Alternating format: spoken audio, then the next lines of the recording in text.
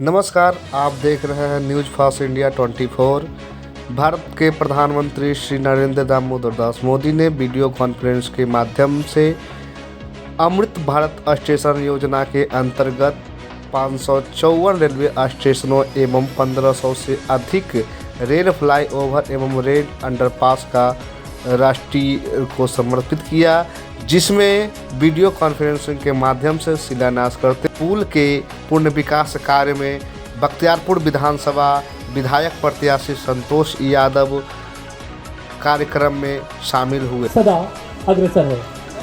आइए हम अपने नोडल अधिकारी से अनुरोध करेंगे कि सर कृपया मंच पर आए और हमारे मुख्य अतिथि को गुड लक प्लांट अच्छा अंग वस्त्र देकर सम्मानित करें। तत्पश्चात good luck plant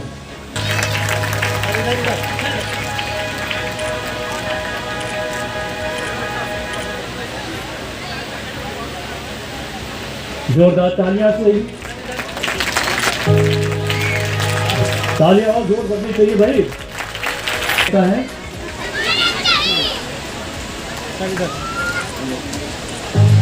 Amarjeet Kumar Singh sarpanch अरियावा, हमारे नोडल अधिकारी सर अंग वस्त्र देकर इन्हें सम्मानित करेंगे।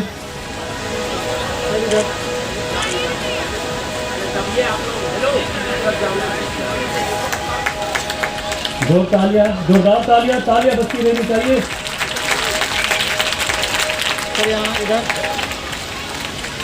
रुजल प्रसाद जी,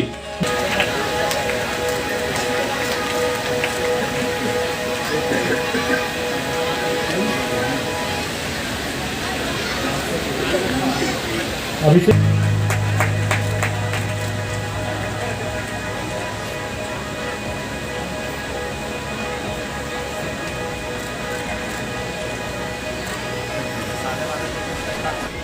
अंग वस्त्र देकर इन्हें सम्मानित करेंगे।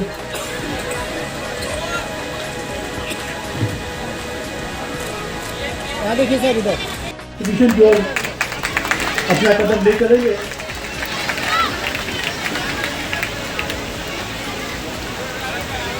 यहाँ श्री राम, भारत माता की, भारत माता की। आज बहुत पावन स्थल है और बहुत धर्म का श्री राम मंदिर अयोध्या का नगरी बहुत जबरदस्त बना माननीय प्रधानमंत्री नरेंद्र मोदी जी का। आज मैं उनका आभार प्रकट करता हूँ जो आज इस अमृत भारत के लिए बहुत पूरे भारत में इनका नाम बहुत ज़बरदस्त और नंबर 1, जो कि आज 554 रेलवे स्टेशन का पूर्ण विकास और प्लस में 1500 प्लस ओवर ब्रिज और अंडरपास ब्रिज का पूर्ण विकास और शिलान्यास। इसके लिए माननीय प्रधानमंत्री नरेंद्र मोदी जी का मैं आभार प्रकट करना चाहता हूँ और माननीय रेल मंत्री केंद्रीय अश्विनी वैष्णव जी का आभार प्रकट करना चाहता हूँ। माननीय रेलवे बोर्ड के अध्यक्ष जया वर्मा जी को मैं आभार प्रकट करना चाहता हूँ, जो कि आज बहुत ज़बरदस्त और सौभाग्य का दिन मिला। इसके लिए मैं तमाम अपने गाजियन तुल्य जिला अध्यक्ष रविशंकर भैया जी से और तमाम जनता जनार्दन से, मुखिया जी और सरपंच साहब और समिति साहब से मैं आग्रह करना चाहता हूं कि जो आज मेरा खुशहाली का दिन है, इस पे यहाँ का जो भी मुखिया जी यहाँ पे मांग रखे हैं उस चीज़ को हम लोग सभी मिल के और जिलाध्यक्ष बड़े भैया रविशंकर जी और सभी मिल के इस यहाँ पे हॉल्ट देने के मैं निर्णय करता हूँ। जो इस बात को माननीय रेल महाप्रबंधक जो कि पूरे हाजीपुर जोन मुख्यालय इतिहास रख के दिए, सभी पदाधिकारी उनसे खुश है, जो कि अभी रेलवे बोर्ड में इंफ्रास्ट्रक्चर में सदस्य बनाए गए हैं। इसके लिए मैं उनके दिल से आभार प्रकट करता हूं और मुखिया जी जो मांग रखे हैं इस मांग को मैं माननीय रेल महाप्रबंधक अनिल कुमार खंडेलवाल जी से, माननीय रेल चेयरमैन अध्यक्ष जया वर्मा जी से माननीय स्वनी वैष्णव जी से मैं मांग रखते हुए बड़े भैया रविशंकर प्रसाद जी जिलाध्यक्ष महोदय, हम सभी मिलकर इस यहाँ पे हॉल्ट देने के काम करेंगे। और मैं अपने बातों को विराम देता हूँ और सभी पदाधिकारी, नोडल एवं कमर्शियल सभी पदाधिकारी को मैं धन्यवाद देता हूँ इस कार्यक्रम सफल के लिए। मंच पर उपस्थित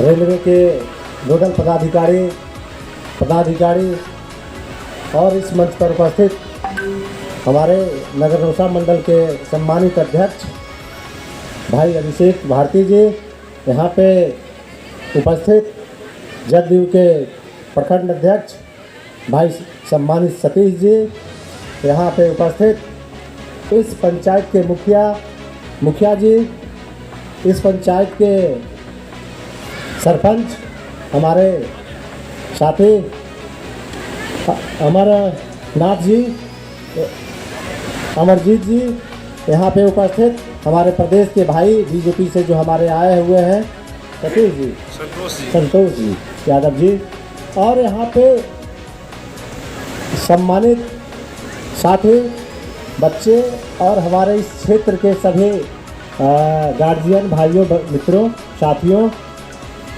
आज अमृतकाल स्टेशन योजना के अंतर्गत जो यहाँ अंडरपास बना है वो आप लोगों के लिए बना है, इसलिए कि जो हमारे रेल के प्रबंधक हैं और यहाँ पे जितने हमारे साथी हैं वो देख रहे थे कि यहाँ से आने जाने में कठिनाई होता है पब्लिक को, तो इसके चलते ये अंडरपास यहाँ दिया गया। और ये नहीं, ऐसे आज जो उद्घाटन हो रहा है उसमें 4 या 5 नालंदा जिला में हो रहा है, और ऐसे कितने 500 की कुछ का संख्या बता रहे थे अपने जो नोडल पदाधिकारी थे कि पूरे 536 या 56 का जो 554 का जो आंकड़ा है। तो एक बात जान लीजिए, हम लोग ये सब लोग जानते हैं कि मोदी है तो गारंटी है, गारंटी है तो मोदी है।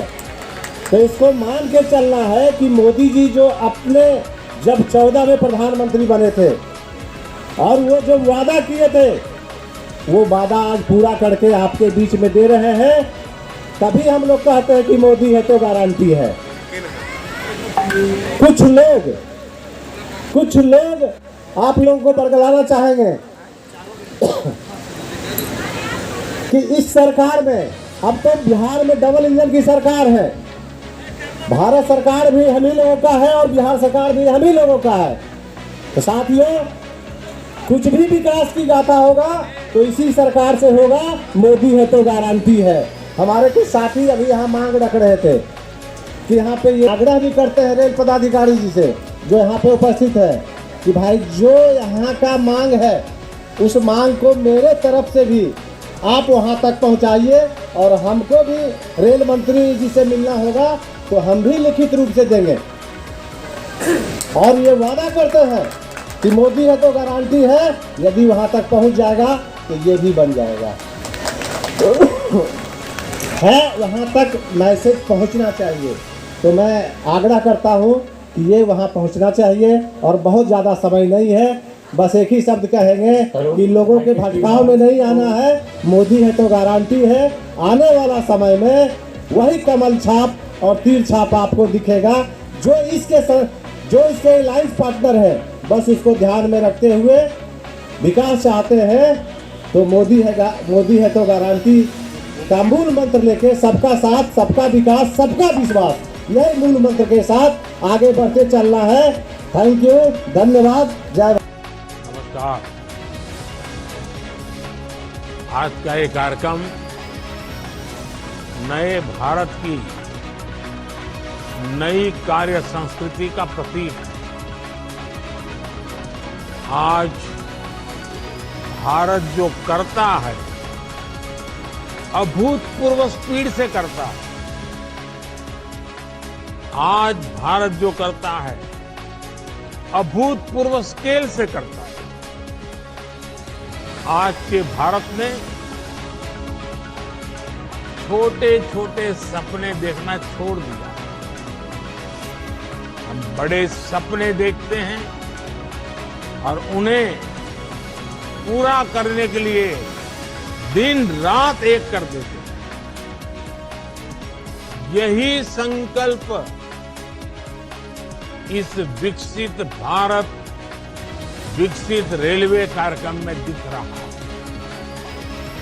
मैं इस कार्यक्रम में देश भर से जुड़े सभी साथियों का अभिनंदन करता हूं।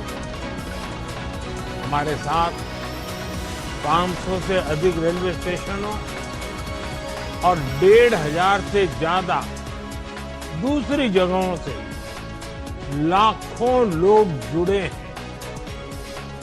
अलग अलग राज्यों के माननीय राज्यपाल श्री, माननीय मुख्यमंत्रीगण, केंद्र और राज्य सरकारों के मंत्रीगण, सांसदगण, विधायकगण और स्थानीय जनप्रतिनिधि, प्रबुद्ध नागरिक, पद्म पुरस्कार जिनको सम्मानित मिला है, ऐसे वरिष्ठ महानुभाव, भारत के महत्वपूर्ण जीवन जवानी खपाने वाले हमारे स्वतंत्र सेनानी, फ्रीडम फाइटर और हमारी भावी पीढ़ी, युवा साथी भी आज हमारे साथ हैं। आप सभी की उपस्थिति में आज एक साथ रेलवे से जुड़ी 2000 से अधिक परियोजनाओं का शिलान्यास और लोकार्पण हुआ है। अभी तो इस सरकार के तीसरे टर्म की शुरुआत जून महीने से होने वाली है। अभी से जिस स्केल पर काम होना शुरू हो गया है, जिस स्पीड पर काम होना शुरू हो गया है, वो सबको हैरत में डालने वाला है। कुछ दिन पहले मैंने जम्मू से एक साथ आईआईटी, आईआईएम जैसे दर्जनों बड़े शिक्षा संस्थाओं का लोकार्पण किया। कल ही मैंने राजकोट से एक साथ 5 एम्स और अनेक मेडिकल संस्थानों का लोकार्पण किया।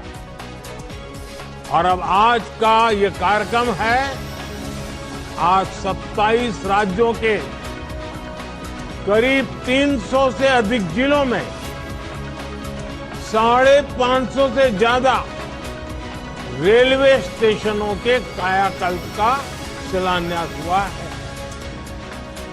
आज यूपी के जिस गोमती नगर रेलवे स्टेशन का लोकार्पण हुआ है, वो वाकई कमाल का दिखता है।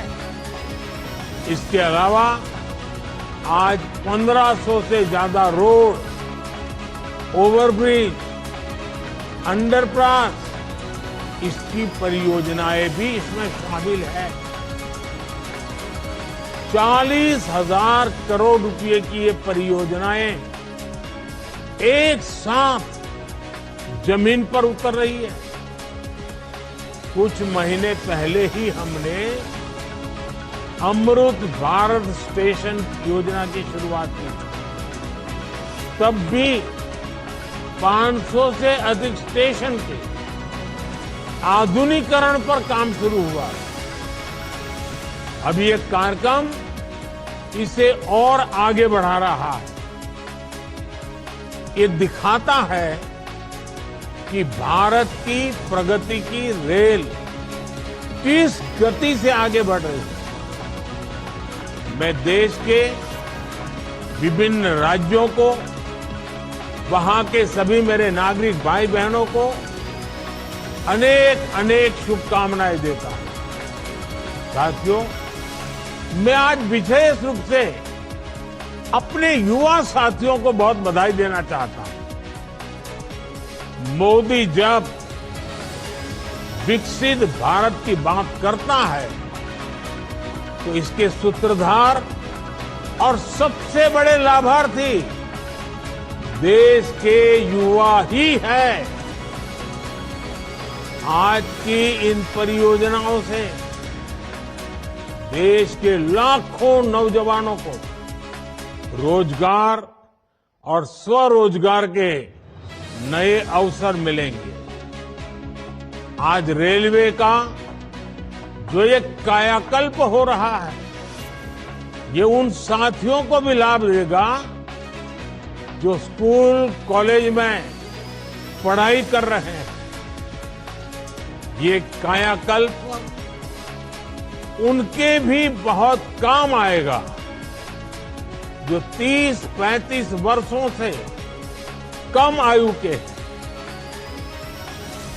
विकसित भारत युवाओं के सपनों का भारत है, इसलिए विकसित भारत कैसा होगा ये तय करने का सबसे अधिक हक वो भी उन्हीं को है। मुझे संतोष है कि देश भर के हजारों विद्यार्थियों ने अलग अलग स्पर्धाओं के माध्यम से विकसित भारत के रेलवे का सपना सामने रखा। इनमें से अनेक युवा साथियों को पुरस्कार भी मिले हैं। मैं सभी को बहुत शुभकामनाएं देता हूं। मैं देश के हर जवान को और नौजवान को बताना चाहता हूं कि आपका सपना ही मोदी का संकल्प है। आपका सपना, आपकी मेहनत और मोदी का संकल्प, यह विकसित भारत की गारंटी है। साथियों, मुझे खुशी है ये जो अमृत भारत स्टेशन है, विरासत और विकास दोनों के प्रतीक होंगे। जैसे ओडिशा के बालेश्वर रेलवे स्टेशन को भगवान जगन्नाथ मंदिर की थीम पर डिजाइन किया गया है, सिक्किम के रंगपो रेलवे स्टेशन पर आप लोगों को स्थानीय वास्तुकला का प्रभाव दिखेगा। राजस्थान का सांगनेर रेलवे स्टेशन 16वीं शताब्दी की हैंड ब्लॉक प्रिंटिंग को दर्शाता है। तमिलनाडु के कुंभकोणम स्टेशन का डिजाइन चोल काल के वास्तुकला पर आधारित है। अहमदाबाद रेलवे स्टेशन मोढेरा सूर्य मंदिर से प्रेरित है। गुजरात में द्वारिका स्टेशन द्वारकाधीश मंदिर से प्रेरित है। आईटी सिटी गुड़गांव का रेलवे स्टेशन आईटी के लिए ही समर्पित होगा। यानी अमृत भारत स्टेशन उस शहर की विशेषता से दुनिया को परिचित कराएगा।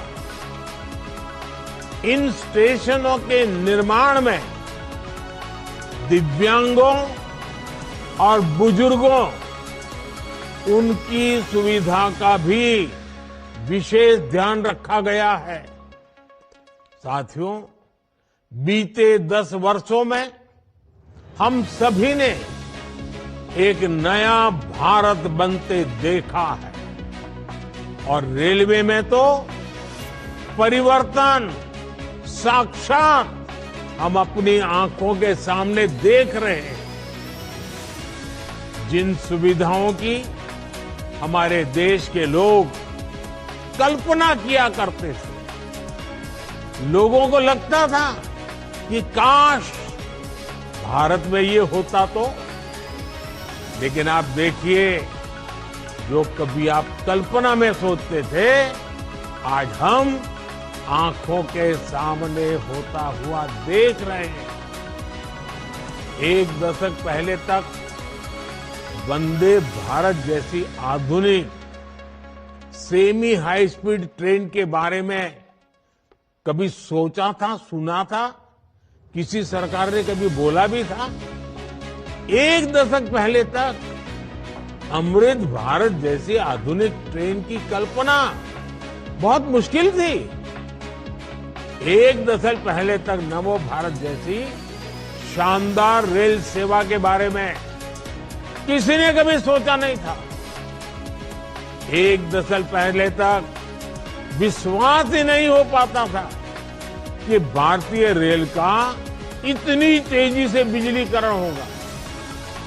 एक दशक पहले तक ट्रेन में स्वच्छता, स्टेशन पर सफाई, ये तो बहुत बड़ी बात मानी जाती थी। आज ये सब रोजमर्रा की जिंदगी का हिस्सा बन गए। एक दशक पहले तक मानव रहित फाटक भारतीय रेल की एक पहचान बन चुकी थी, एक आम तस्वीर थी। आज ओवरब्रिज, अंडरब्रिज से वे रोक-टोक और दुर्घटना रहित आवाजाही सुनिश्चित हुई है। एक दशक पहले तक लोगों को लगता था कि एयरपोर्ट जैसी आधुनिक सुविधाएं सिर्फ पैसे वाले लोगों के ही भाग्य में है। आज गरीब और मिडिल क्लास के लोग रेलवे स्टेशन पर भी एयरपोर्ट में जैसी सुविधा होती है ना, वो सुविधा रेलवे में सफर करने वाला मेरा गरीब भाई बहन भी उसका लाभ ले सकता है। साथियों, दशकों तक रेलवे को हमारे यहाँ की स्वार्थ भरी राजनीति का शिकार होना पड़ा, लेकिन अब भारतीय रेलवे देशवासियों के लिए ईज ऑफ ट्रैवल का मुख्य आधार बन रही है। जिस रेलवे के हमेशा घाटे में होने का रोना रोया जाता था, आज वो रेलवे परिवर्तन के सबसे बड़े दौर से गुजर रही है। ये सब कुछ आज इसलिए हो रहा है क्योंकि भारत 11वें नंबर से छलांग लगाकर 5वें नंबर की अर्थव्यवस्था बना। 10 साल पहले जब हम 11वें नंबर पे थे, तब रेलवे का औसत बजट 45,000 करोड़ रुपए के आसपास रहता था। आज जब हम 5वें नंबर की आर्थिक ताकत है, तो इस वर्ष का रेलवे बजट 2.5 लाख करोड़ रुपए से अधिक का है। आप कल्पना कीजिए, जब हम दुनिया की तीसरी बड़ी आर्थिक महाशक्ति बनेंगे, तो हमारा सामर्थ्य कितना अधिक बढ़ेगा। इसलिए मोदी भारत को जल्द से जल्द दुनिया की तीसरी सबसे बड़ी अर्थव्यवस्था बनाने के लिए जी जान से जुटा है। लेकिन साथियों, आपको एक और बात ध्यान रखनी है। नदी नहर में पानी चाहे कितना भी क्यों न हो, अगर मेड़ टूटी हुई हो तो किसान के खेत तक बहुत ही कम पानी पहुंचेगा।